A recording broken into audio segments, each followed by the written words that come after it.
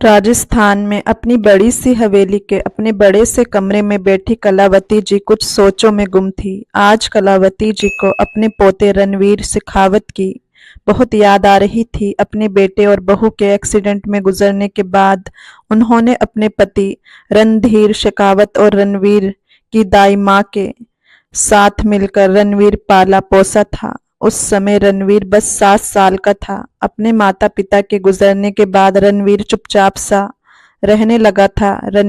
रणवीर की दादी ने रणवीर को भरपूर प्यार दिया, पर वो उसकी उदासी को कम ना कर सके। वो ज्यादातर अपनी पढ़ाई में लगा रहता, पर जब भी उसके पास समय होता तो वो अपने दादाजी के साथ ऑफिस चला जाता था।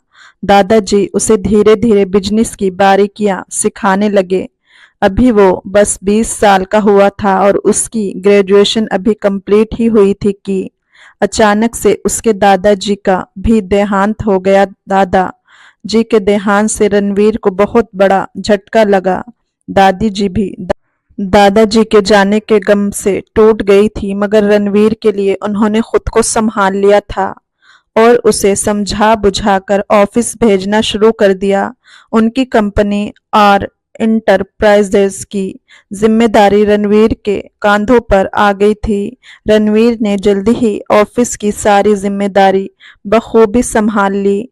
रणवीर ने अपनी लगन और मेहनत से अपनी कंपनी को कामयाबी की ऊंचाइयों तक पहुंचा दिया। इस सब में रणवीर का मिजाज थोड़ा गुस्से वाला हो गया था। दादी माँ अच्छी तरह से जानती थी कि रणवीर भले ही थोड़ा गुस्से वाला हो गया है, पर दिल का वो हीरा है। अब दादी माँ रणवीर की शादी जल्द से जल्द कराना चाहती थी ताकि अपने जीवन साथी का प्यार पाकर उसकी उदासी कम हो जाए, पर रणवीर इतनी जल्दी शादी नहीं करना चाहता था, तो उसने दादी माँ को इतनी जल्दी शादी करने से मना कर दिया। पर दादी माँ उसकी शादी कराने के लिए बेचैन थी। वो अपने जीते जी रणवीर का घर बसा देखना चाहती थी। रणवीर दादी माँ के रोज रोज शादी को कहने से परेशान था। तभी रणवीर को एक मीटिंग के लिए अमेरिका जाना पड़ा। रणवीर का काम तो 1 महीने में खत्म हो गया, पर फिर भी वो वापस नहीं आया, क्योंकि उसे पता था कि दादी माँ उसके वापस आते ही शादी का दबाव बनाएगी। उसने अपनी कंपनी का काम अपने भरोसेमंद मैनेजर जयंत के जरिए ऑनलाइन संभाल लिया था। देखते देखते 2 साल हो गए। 2 साल से रणवीर अमेरिका में है। कलावती जी ने बहुत कोशिश कर ली रणवीर को वापस बुलाने की, पर रणवीर कोई ना कोई बहाना बनाकर टाल देता। पर अब कलावती जी से और बर्दाश्त नहीं हो पा रहा था। वो जल्द से जल्द रणवीर की शादी कराना चाहती थी। रणवीर के जाने के बाद दादी माँ बहुत उदास रहने लगी थी। इतनी बड़ी हवेली रणवीर के चले जाने से सुनसान हो गई थी। रणवीर वैसे तो चुपचाप ही रहता था, पर दादी का रणवीर के बिना दिल नहीं लगता था। दादी माँ, मैं आपके लिए सूप लाई हूँ, मानवी की आवाज से कलावती जी अपनी सोचों में बाहर निकली। मानवी रणवीर की दाई माँ की बेटी है, जिसे रणवीर अपनी छोटी बहन मानता है। दाई माँ और मानवी हवेली में ही रहती हैं और कलावती जी देखभाल के साथ साथ हवेली का कामकाज भी देखती हैं। कलावती जी ने मानवी की तरफ देखा और उसे सूप टेबल पर रखने का इशारा किया। मानवी ने सूप टेबल पर रख दिया। दादी जी ने उसे अपने पास बुलाया और बोली, मानवी, रणवीर को फोन लगाओ और कहो कि दादी माँ की तबीयत बहुत खराब है, आप जल्द से जल्द यहाँ आ जाइए। मानवी दादी माँ की तरफ हैरानी से देखकर बोली, पर दादी माँ, आप तो बिल्कुल ठीक हैं। दादी माँ बोली, जैसा हमने कहा है वैसा ही करो। मानवी ने जवाब दिया, जी दादी माँ। फिर उसने दादी माँ के कहे अनुसार रणवीर को फोन लगा दिया। रात के 3 बजे थे। अभी रणवीर को सोए हुए मुश्किल से आधा घंटा हुआ था कि तभी उसके मोबाइल की रिंग बजने लगी। वो बिना देखे किसका फोन है अपने सर तकिए में घुसाकर फिर से सोने की कोशिश करने लगा, लेकिन बार बार फोन की रिंग ने आखिर उसे उठाने पर मजबूर कर ही दिया। रणवीर ने नींद में ही फोन अपने कान से लगाकर कहा, हेलो हेलो, सॉरी भाई, आपको इतनी रात में डिस्टर्ब किया। रणवीर ने आंखें बंद किए ही कहा, हूँ, इट्स ओके, बात क्या है ये बताओ, इस समय कॉल क्यों किया? मानवी अपनी घबराहट छुपाते हुए बोली, भाई, दादी माँ की हालत ठीक नहीं है, वो बार बार आपको याद कर रही हैं। अब तो दवा भी असर नहीं कर रही। रणवीर चौंक कर बोला, क्या हुआ दादी माँ को? अभी तो कल ही की बात थी कि वो बिल्कुल ठीक थी। फिर अचानक से भाई, आज सुबह से ही उनकी हालत खराब है। वो सिर्फ आपको देखना चाहती हैं। दादी माँ की तबीयत के बारे में जानकर रणवीर अब पूरी तरह से जाग चुका था। वो बोला, अभी वो कैसी हैं? क्या वो जाग रही हैं? मैं उनसे बात कर सकता हूँ? मानवी बोली, जी। तभी दादी माँ ने इशारा किया, नहीं नहीं भाई, वो अभी भी सोई हैं, वो भी बहुत मुश्किल से। रणवीर बोला, ओके, तुम ख्याल रखना, उनका मैं आने की कोशिश करता हूँ। मानवी बोली, ठीक है भाई, लेकिन जल्दी कीजिएगा, दादी की हालत सीरियस है। रणवीर बोला, ठीक है, मैं 1-2 दिन में इंडिया पहुंच जाऊंगा। और फिर रणवीर ने फोन काट दिया। इधर मानवी ने फोन रखते ही कहा, दादी माँ, आपने तो मुझे से झूठ बुलवा दिया, लेकिन भाई जब आएंगे तो क्या होगा? वो तो मुझ पर गुस्सा करेंगे। दादी माँ बोली, कुछ नहीं होगा उसकी, तू चिंता ना कर। ये बात बता, कब तक आएगा? क्या कहा उसने? मानवी बोली, 1-2 रोज में बोला है कि इंडिया आ जाएंगे। दादी माँ भगवान को याद करके हाथ जोड़कर बोली, बस भगवान जल्द से जल्द मेरा रणवीर शेखावत मेरे सामने आ जाए। इस बार तो उसे वापस नहीं जाने दूंगी। बहुत हो गई उसकी मनमानी, इस बार तो मैं उसकी एक नहीं सुनूंगी। मानवी बोली, लेकिन दादी माँ, आपने मुझसे झूठ क्यों बोलने को कहा कि आपकी तबीयत ज्यादा खराब है? आप तो बिल्कुल फिट हैं। दादी माँ बोली, वो इसलिए कि मेरे रणवीर शेखावत को धन दौलत की तो भूख है नहीं। उसे अगर कोई चीज यहाँ ला सकती है तो वो है उसकी दादी, यानी मैं। समझी कुछ? मानवी बोली, ओ अच्छा, तो ये बात है। आप तो जीनियस निकली दादी माँ। दादी माँ इतराकर बोली, तो और क्या, मैं तो बचपन से ही होशियार हूँ। ये सुनकर मानवी खिलखिलाकर हंस पड़ी। दादी माँ भी मानवी को देखकर मुस्कुराने लगी। इधर रणवीर ने इंडिया जाने की तैयारी कर ली। अगले ही दिन वो इंडिया के लिए रवाना हो गया। दादी माँ अपने पोते रणवीर के आने की खबर से फूली ना समा रही थी। आज पूरे 2 साल बाद रणवीर वापस अपने घर आ रहा था। हवेली की चहल पहल देखते ही बनती थी। रणवीर ने हवेली में फोन कर दिया था और उनके घर के सबसे वफादार सेवक सेवाराम जी गाड़ी लेकर पहुंच चुके थे। रणवीर एयरपोर्ट से बाहर निकला। रणवीर की उम्र लगभग 26 साल के करीब होगी। हाइट 6 फुट, गोरा रंग, कटीली आंखें, सुर्ख होठ, गर्दन के थोड़ा सा नीचे एक टैटू बनवाया हुआ था, जो कि शर्ट के ऊपर वाले बटन के खुले होने के कारण साफ दिखाई दे रहा था। रणवीर की आंखें इतनी गहरी और कातिल थी कि कोई भी उस पर फिदा हो जाए। उसकी रेशमी बाल बिखरे हुए थे। सेवाराम जी जल्दी से उसके पास आकर बोले, राम राम छोटे साहब, आपको आने में कोई तकलीफ तो नहीं हुई? रणवीर उन्हें देख कर बोला, हाँ नहीं, और आप कैसे हैं? रणवीर ने पूछा तो सेवाराम जी बोले, मैं तो ठीक हूँ, आज आपको देखकर मन खुश हो गया। आइए। रणवीर ने गाड़ी का दरवाजा खोला और ड्राइविंग सीट पर बैठ गया। सेवाराम जी बोले, छोटे साहब जी, आप पीछे बैठे, गाड़ी में चलाता हूँ। रणवीर बोला, सेवाराम जी आप घबराइए नहीं, बैठिए, मैं चलाता हूँ। और फिर रणवीर शेखावत ने गाड़ी स्टार्ट की और हवेली की तरफ रवाना हो गया। उसे अपने शहर के रास्ते बिल्कुल पहले जैसे ही लग रहे थे। इन 2 सालों में कुछ खास बदला नहीं था। थोड़ी देर बाद गाड़ी हवेली के बाहर रुकी और रणवीर जैसे ही निकला, मानवी ने दौड़कर दादी माँ को बताया, दादी माँ, भाई आ गए। दादी माँ खुश होकर बोली, क्या मेरा रणवीर आ गया? रणवीर को देखने के लिए दादी माँ अपनी कुर्सी से उठकर खड़ी हो गई और मानवी से बोली, मुझे नीचे ले चलो। मानवी जल्द से जल्द बोली, दादी माँ, ये आप क्या कर रही हैं? आप भूल गई कि आपने मुझसे भाई से क्या कहलवाया था कि आप बीमार हैं? दादी माँ को याद आ गया। वो जल्दी से बोली, अरे हाँ, मैं तो उसके आने की खुशी में अपना ड्रामा भी भूल गई। चल जल्दी से मुझे लिटा दे और मैं लेटकर आंखें बंद कर लेती हूँ। दादी माँ अपने बिस्तर पर जाकर लेट गई। मानवी ने जल्दी से उन्हें चादर ओढ़ा दी और दादी माँ ने आंखें मूंद ली। दादी माँ आंखें मूंदने की अच्छी एक्टिंग कर रही थी, जिसे देखकर मानवी की हंसी छूटने वाली थी कि तभी रणवीर कमरे में आ गया। रणवीर आवाज लगाकर बोला, मानवी। दादी माँ, मानवी आकर रणवीर के गले लग गई। प्रणाम भाई, आप आ गए। रणवीर चिढ़कर बोला, नहीं, मेरा भूत आया है। तुमने इतनी रात को कॉल किया तो मुझे आना ही था। मानवी बोली, क्या भाई, आप भी ना, कैसी बातें करते हैं। पता भी है हम सब ने आपको कितना मिस किया। रणवीर मानवी के सिर पर हाथ फेर कर बोला, मेरी प्यारी बहना, कैसे हो तुम। मानवी ने जवाब दिया, मैं अच्छी हूँ भाई। रणवीर ने पूछा, दादी माँ कैसी हैं। मानवी बोली, अभी दादी माँ सो रही हैं, रुकिए मैं अभी उन्हें उठाती हूँ। रणवीर बोला, नहीं सोने दो, मैं जागने के बाद मिल लूंगा। तभी दाई माँ भी कमरे में आ गई। रणवीर ने दाई माँ के पांव छुए तो दाई माँ ने रणवीर के सिर पर हाथ रखकर आशीर्वाद दिया और उनकी आंखों में आंसू आ गए।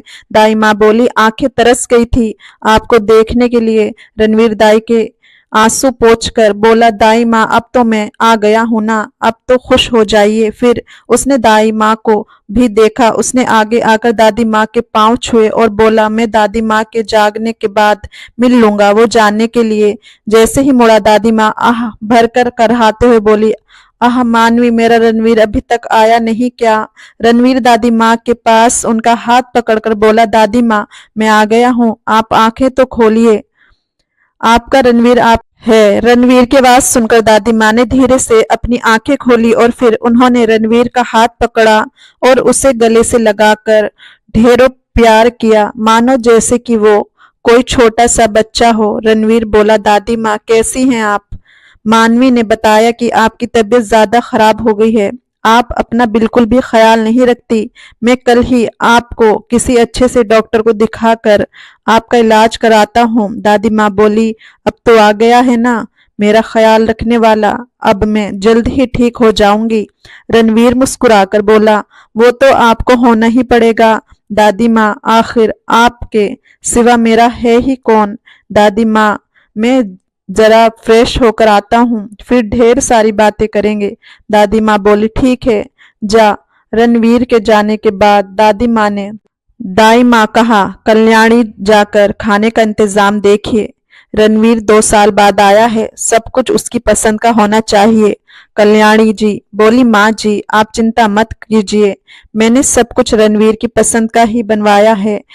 मैं दिखवाती हूँ सब कुछ तैयार हुआ है कि नहीं। दाई माँ दादी माँ के कमरे से बाहर आई और सेवाराम को आवाज लगाई। सेवाराम जी भागे भागे आए, बोले, जी दाई माँ। दाई माँ बोली, सेवाराम जी दादी माँ ने कहा कि रसोई में जाकर देखिए खाना तैयार हो गया कि नहीं। ये कहकर सेवाराम जी किचन में आ गए। किचन में आकर सेवाराम जी बोले, फुलवा खाना तैयार हो गया, छोटे साहब यानी रणवीर शेखावत बाबू आ चुके हैं, जल्दी से खाने की मेज लगा दो। और हाँ, सब कुछ उनकी पसंद का बनाया है ना, जो कुछ बड़ी मालकिन ने बताया था। फुलवा बोली, अरे काका, आज रणवीर बाबू के आने की खुशी में उनकी पसंद की सभी चीज बनवाई हैं, यकीन ना हो तो खुद ही देख लो। सेवाराम जी बोले, अरे नहीं नहीं, पहले मालिक खाएंगे फिर कोई और, ठीक है तुम खाना लगाओ। इधर रणवीर फ्रेश होकर आ चुका था और उसने दादी माँ के कमरे में ही खाना मंगवा लिया। दादी माँ बोली, रणवीर आज सब कुछ तेरी पसंद का है, तुझे मूंग दाल का हलवा पसंद है ना, खास तेरे लिए बनवाया है। रणवीर खुश होकर बोला, वाओ दादी माँ, आई लव यू। दादी माँ बोली, देख तो जरा कितना दुबला हो गया है, यहाँ खूब घी मक्खन खाएगा तो फिर से गोलू मोलू हो जाएगा मेरा बच्चा। रणवीर शेखावत चिढ़कर बोला, दादी माँ अब मैं बड़ा हो गया हूँ, आप क्या चाहती हैं मैं हाथी हो जाऊं ताकि कोई लड़की मुझे पसंद ही ना करे। दादी माँ हल्के से गुस्से में बोली, अरे कौन है जो मेरे राजकुमार जैसे पोते को नापसंद करेगी। तेरे लिए तो एक से बढ़कर एक राजकुमारियां हैं, बस तू जिसे पसंद कर ले वही हाँ कर दे। दादी की बात सुनकर रणवीर चुप हो गया। रणवीर जानता था कि अगर उसने कुछ और बोला तो दादी का पुराना शादी राग शुरू हो जाएगा, इसलिए उसने बात बदल दी। रणवीर बोला, दादी मानवी आपका ध्यान रखती है या नहीं, उससे कॉलेज भी जाना होता है, आप कहें तो मैं किसी और को आपकी देखभाल के लिए रख दूं। दादी माँ बोली, रणवीर बेटा अभी तो तू सफर से थका हारा आया है, अभी तो आराम कर ले, ये बात तो बाद में भी हो सकती है और मुझे मुझ तुझसे बहुत ज़रूरी बात करनी है। रणवीर खाना खाकर बोला, जी दादी। और फिर रणवीर वहां से अपने कमरे में चला गया। अगले दिन सुबह को रणवीर सोकर उठा तो हवेली में काफी चहल पहल थी। उसने सेवाराम जी को आवाज दी, सेवाराम जी। सेवाराम जी भाग कर आए और बोले, जी छोटे मालिक, आपने मुझे बुलाया। रणवीर ने पूछा, ये इतना शोर क्यों हो रहा है? हवेली में कुछ है क्या? सेवाराम जी बोले, छोटे मालिक, आपकी आने की खुशी में दादी माँ पूजा रखवाई है और दावत का आयोजन किया है।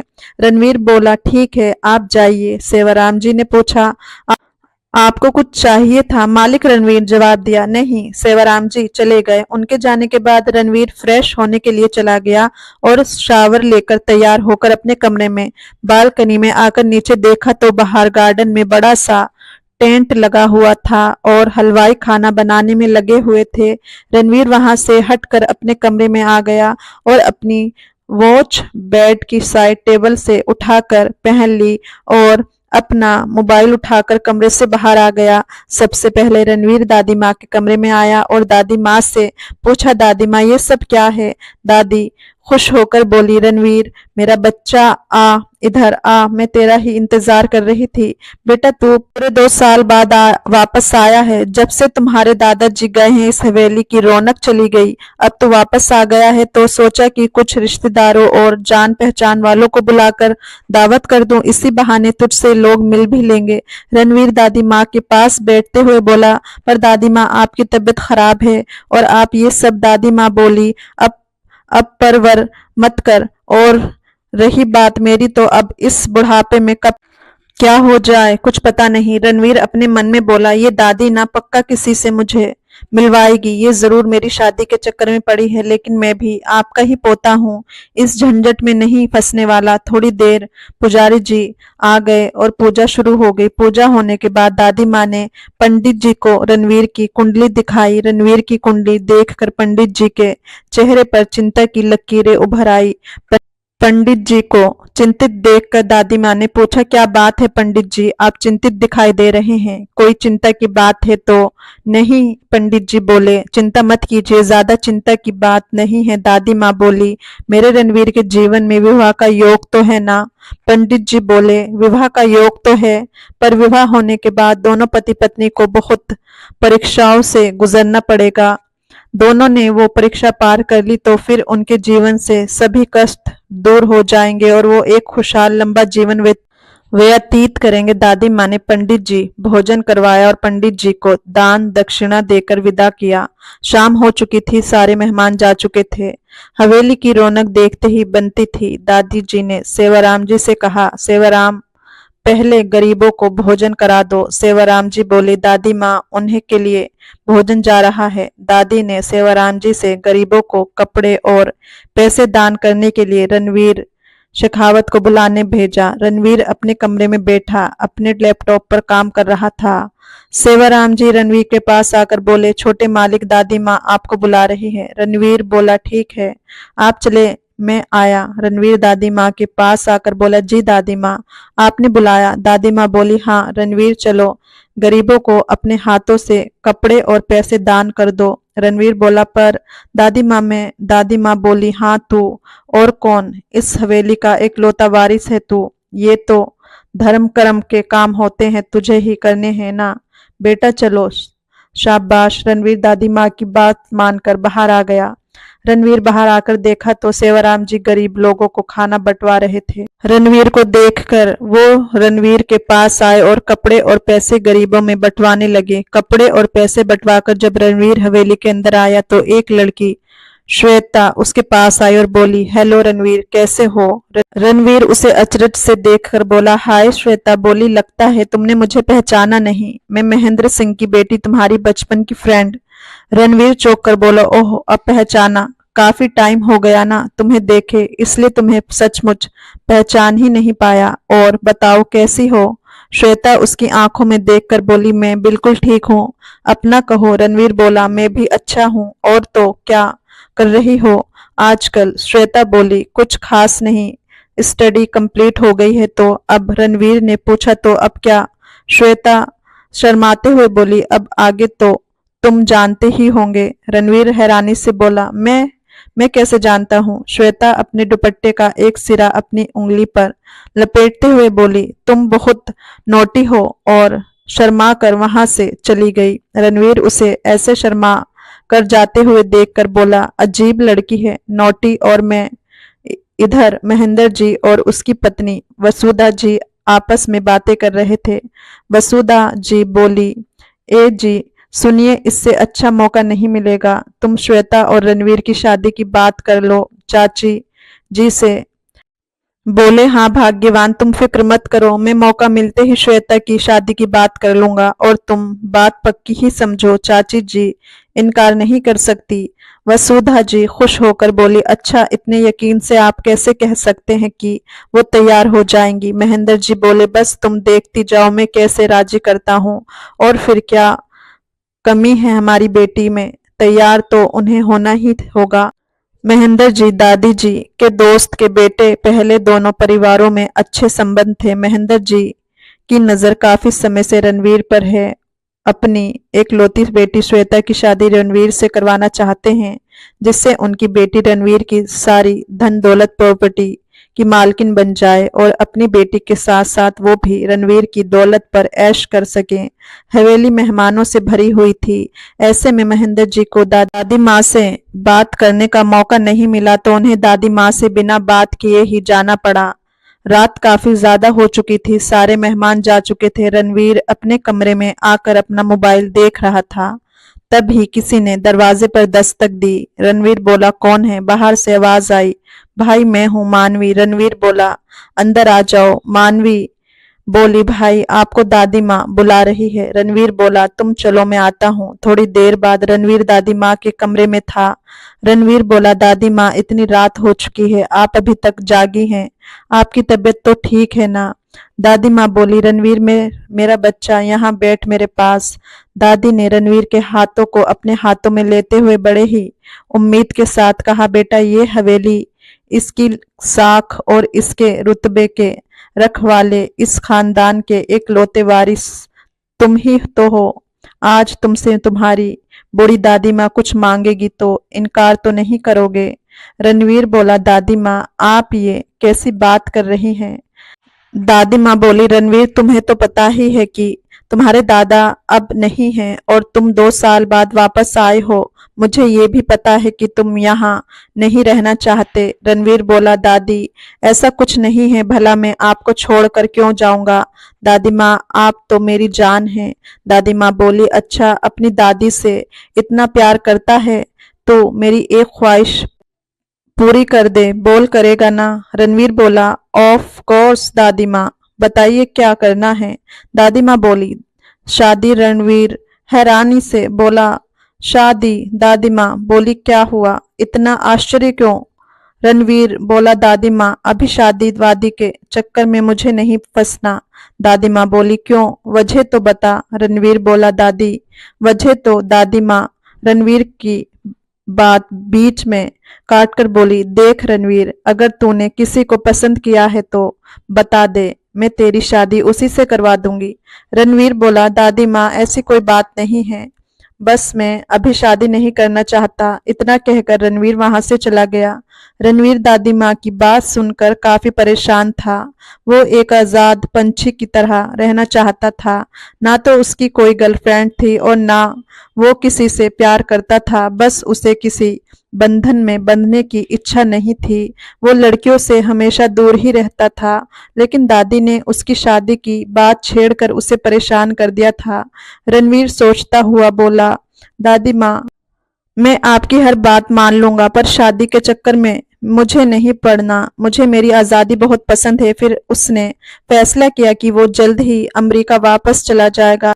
इधर रणवीर काफी परेशान था कि वो दादी से कैसे कहे कि वो वापस जा रहा है। वो अभी इसी उधेड़ बुन में था कि तभी सेवाराम जी ने बताया कि दादी की तबीयत बिगड़ गई है।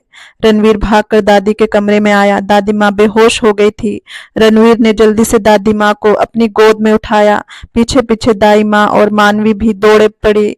रणवीर दादी माँ को लेकर पीछे बैठ गया और ड्राइवर ने गाड़ी स्टार्ट कर दी। दूसरी गाड़ी में मानवी दाई माँ और सेवाराम जी रणवीर की गाड़ी के पीछे चल पड़े। रणवीर ने दादी को हॉस्पिटल में भर्ती करवाया और खुद बाहर बेचैनी के साथ टहलने लगा। रणवीर बहुत परेशान था अपनी दादी माँ के लिए। दादी माँ बस ठीक हो जाए, क्योंकि माता पिता और दादा दादी जी के जाने के बाद एक दादी ही तो थी उसके पास। अगर उन्हें भी कुछ हो जा गया तो वो क्या करेगा, कैसे रहेगा अपनी दादी माँ के बिना। ये सोचकर उसकी आंखें बार बार नम हो रही थी। भले ही वो 2 साल से अमेरिका में था, पर एक दिन भी ऐसा नहीं जाता था जब वो अपनी दादी माँ से बात ना करता हो। दूर रहकर भी वो दादी माँ की सेहत, खाना पान और बाकी सारी चीजों का ख्याल रखता था। डॉक्टर दादी माँ का ट्रीटमेंट कर रहे थे। काफी समय हो गया था, पर डॉक्टर ने अभी कुछ नहीं बताया था। दाई माँ और मानवी भी वेटिंग रूम में बैठी थी और दादी माँ के स्वस्थ होने की प्रार्थना कर रही थी। मानवी रणवीर के पास आई और बोली, भाई आप घर चले जाएं, थोड़ा आराम कर लें, तब तक मैं यहाँ देख लूंगी। रणवीर बोला, नहीं मैं ठीक हूँ, जब तक डॉक्टर कुछ न बता दे मैं यहीं रहूंगा। तभी डॉक्टर बाहर आ गए। रणवीर जल्दी से डॉक्टर के पास आया। परेशानी उसके चेहरे पर झलक रही थी। उसने नम आंखों से डॉक्टर से पूछा, दादी माँ ठीक तो है ना? डॉक्टर क्या कहेगा रणवीर से?